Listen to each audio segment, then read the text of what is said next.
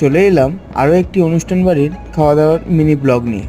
তো প্রথমেই দিয়ে দিয়েছিল সাদা ভাত এবং শুক্তো, আর শুক্তোটা দিয়ে ভাতটা মাখিয়ে খেলাম, ভালোই রান্নাটা হয়েছিল।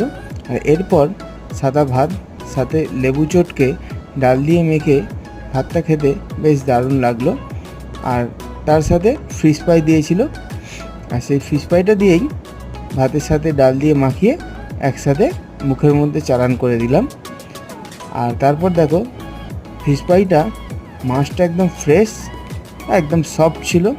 আর এরপর চলে এসেছিলো পটল চিংড়ি, আর তারপর ছিল সর্ষে পাবদা। আর এই পাবদা মাছটা দিয়ে ভাতটা মাখিয়ে খেলাম, খুব ভালোই হয়েছিল।